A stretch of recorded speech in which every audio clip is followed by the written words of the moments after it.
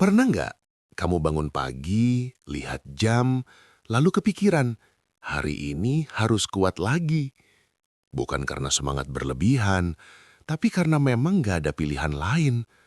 Gaji UMR, tanggung jawab keluarga, cicilan kecil yang kalau dikumpulkan rasanya jadi besar. Kadang kita cuma ingin bertanya pelan, hidup dewasa memang seberat ini, atau aku saja yang kurang pintar menjalaninya? Kita kerja, berangkat pagi, pulang sore, kadang malam. Tenaga keluar, waktu habis. Tapi saat buka dompet atau aplikasi bank, isinya tetap bikin napas pendek. Bukan karena boros berlebihan, tapi karena memang penghasilannya segitu. Lucunya, capeknya selalu terasa penuh, tapi uangnya sering terasa setengah.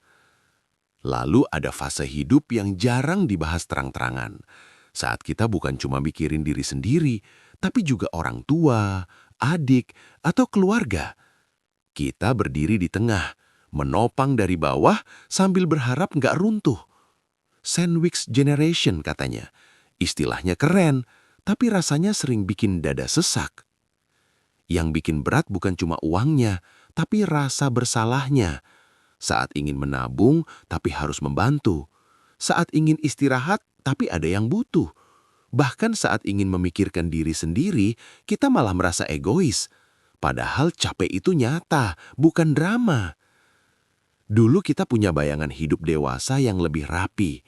Kerja, cukup, aman. Tapi realitanya lebih berisik. Banyak kebutuhan datang bersamaan, sementara kemampuan datang pelan-pelan. Bukan salah siapa-siapa, hanya hidup yang ternyata tidak sesederhana rencana. Lalu tanpa sadar, kita mulai membandingkan. Melihat orang lain seperti melaju lebih cepat, lebih mapan, lebih tenang.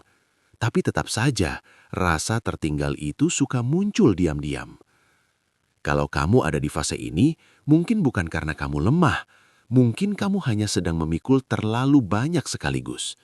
Jadi sebelum kita bicara jauh soal solusi, target, dan rencana besar, nggak apa-apa kalau sekarang kita berhenti sebentar. Tarik napas, tenang sejenak. Kadang kita terlalu cepat menyimpulkan, kalau hidup terasa sempit berarti kita kurang usaha. Padahal ada realita yang jarang dibicarakan jujur. Gaji UMR itu memang dirancang untuk cukup di atas kertas, bukan untuk hidup yang benar-benar longgar. Jadi kalau terasa sesak, mungkin bukan karena kamu malas, tapi karena ruang geraknya memang terbatas. Masalahnya, hidup tidak berhenti di angka gaji. Harga makan naik pelan-pelan, ongkos jalan ikut naik, kebutuhan rumah datang silih berganti. Semua bergerak, sementara penghasilan seringkali diam di tempat. Jadi kalau rasanya setiap bulan seperti kejar-kejaran dengan tanggal gajian, kamu tidak sendirian. Kita sering lupa, bertahan hidup juga butuh tenaga. Bangun pagi, berangkat kerja, pulang dengan sisa energi, lalu mengulang lagi besoknya. Itu bukan tanda kurang ambisi, itu tanda kamu sedang menjaga hidup tetap berjalan. Tidak semua orang punya kemewahan untuk langsung melompat jauh. Di titik ini, banyak dari kita mulai merasa bersalah. Melihat orang lain bisa menabung, investasi, liburan, sementara kita masih menghitung sisa hari sampai gajian. Padahal kondisi setiap orang berbeda. Membandingkan tanpa melihat medan hidup masing-masing hanya akan menambah beban di kepala. Lucunya, kita sering menuntut diri untuk sudah sampai jauh, padahal fondasinya masih disusun pelan-pelan. Tidak semua progres terlihat dari luar. Ada orang yang terlihat diam, padahal sedang sibuk menjaga agar hidupnya tidak ambruk. Dan itu juga pencapaian. UMR bukan akhir cerita, tapi juga bukan titik awal yang ideal. Ia hanya posisi sementara yang sering bertahan lebih lama dari rencana, dan tidak apa-apa mengakuinya. Hidup bukan lomba cepat, tapi perjalanan panjang yang kadang harus ditempuh sambil menahan nafas.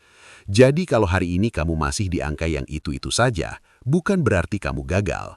Mungkin kamu sedang menguatkan akar, bukan mengejar daun. Dan hidup yang berakar kuat biasanya lebih tahan saat angin datang. Ada fase hidup di mana kita mulai sadar, kebutuhan orang lain perlahan bergeser ke pundak kita. Orang tua menua, adik masih butuh, sementara hidup kita sendiri belum benar-benar mapan. Kita tidak pernah resmi mendaftar, tapi tiba-tiba berada di posisi penopang. Yang berat bukan hanya soal uang, tapi rasa tanggung jawabnya. Setiap keputusan terasa seperti menimbang dua hidup sekaligus. Mau menabung salah, mau membantu juga berat. Akhirnya kita memilih jalan tengah yang sering membuat diri sendiri tertinggal. Banyak dari kita tidak pernah mengeluh keras-keras. Kita belajar menahan, menyimpan, dan menyelesaikan diam-diam. Dari luar terlihat baik-baik saja, padahal di dalam kepala sedang ramai. Dan lucunya, kita sering lupa bahwa diri sendiri juga manusia. Ada rasa bersalah yang sulit dijelaskan. Saat kita capek dan ingin berhenti sebentar, tapi teringat ada orang yang bergantung. Jadi kita lanjut lagi, bukan karena kuat, tapi karena merasa tidak punya pilihan lain. Ini bukan pengorbanan heroik, ini bertahan. Yang jarang dibicarakan, peran ini sering datang tanpa panduan. Tidak ada buku, tidak ada mentor, tidak ada jeda. Kita belajar sambil jalan, sambil salah, sambil berharap tidak merusak terlalu banyak. Dan itu melelahkan. Kita jarang berhenti untuk bertanya, sampai kapan bisa seperti ini? Bukan karena tidak peduli, tapi karena takut jawabannya. Takut kalau berhenti semuanya runtuh. Jadi kita terus maju, walau pelan, walau sambil menahan napas. Kalau kamu ada di peran ini, penting untuk diingat. Membantu bukan berarti menghapus diri sendiri. Kamu tetap berhak punya batas, punya napas, dan punya masa depan. Dan menyadari itu bukan tanda egois, tapi tanda dewasa. Sejak kecil, kita tumbuh dengan harapan-harapan yang ditanam pelan-pelan. Sekolah yang baik, kerja yang layak, hidup yang aman. Tidak berlebihan, hanya ingin cukup. Harapan itu bukan salah, justru dulu ia yang membuat kita semangat berjalan. Tapi seiring waktu, kita mulai sadar medan hidup kita tidak sama dengan generasi sebelumnya. Biaya hidup berbeda, tekanan berbeda, peluang juga berubah. Bukan berarti kita lebih lemah, hanya konteksnya memang tidak sama.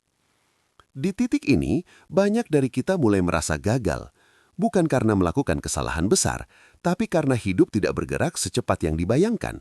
Padahal seringkali kita hanya sedang berproses lebih lama. Tekanan itu makin terasa saat melihat sekitar. Teman menikah, punya rumah, karier terlihat rapi, sementara kita masih menyusun satu persatu. Padahal setiap orang membawa beban yang berbeda, hanya tidak selalu terlihat. Media sosial sering memperparah perasaan itu. Kita melihat potongan terbaik hidup orang lain, lalu membandingkannya dengan hari kita yang penuh cicilan dan tanggung jawab. Padahal yang kita lihat jarang utuh.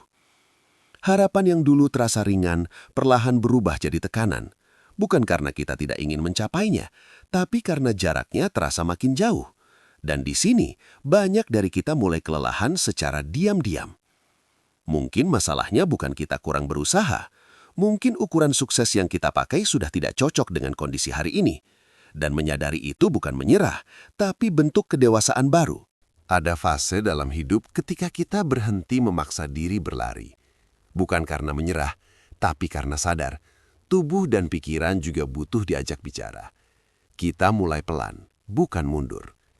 Di fase ini, kita mulai belajar membedakan mana keinginan, mana tuntutan. Tidak semua hal harus dikejar sekarang. Ada yang cukup disimpan, ada yang boleh dilepas tanpa rasa bersalah. Kita juga mulai sadar, hidup tidak harus selalu terlihat hebat. Cukup berjalan, cukup bernafas, cukup tidak menyakiti diri sendiri dengan perbandingan yang tidak adil. Ada hari-hari ketika target tidak tercapai, tapi kita tetap bangun dan menjalani. Itu bukan kegagalan kecil, itu bentuk ketahanan yang jarang kita akui. Kita mulai memberi ruang pada diri sendiri untuk tidak selalu kuat, untuk merasa capek tanpa harus menjelaskannya ke siapapun, karena tidak semua lelah perlu dibuktikan. Pelan-pelan, definisi sukses pun berubah. Bukan lagi soal siapa paling cepat, tapi siapa yang masih bisa merasa utuh saat malam tiba. Dan mungkin di titik ini, hidup tidak terasa lebih mudah, tapi terasa lebih jujur, lebih selaras dengan kemampuan kita hari ini, bukan versi ideal yang terus memaksa.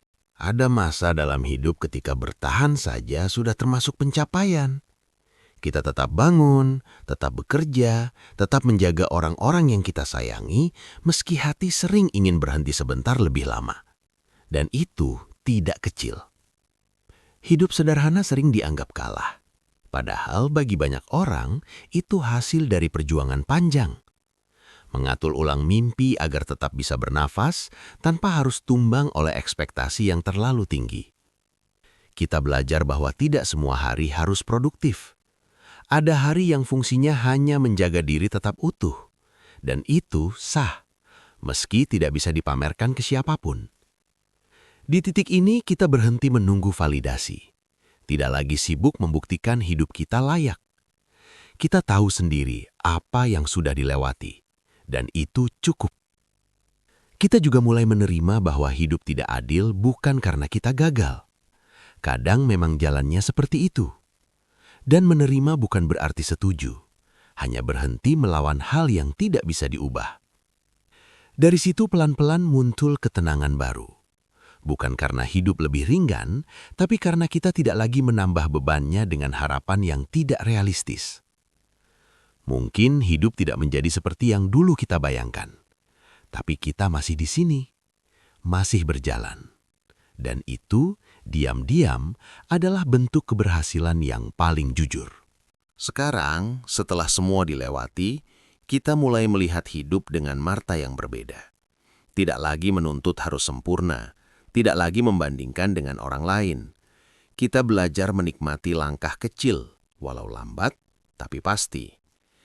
Kita mulai menyadari, aset terpenting bukan angka di rekening, bukan mobil atau rumah besar, tapi kemampuan untuk tetap bertahan, tetap bernafas, tetap ada untuk diri sendiri dan orang lain saat dibutuhkan.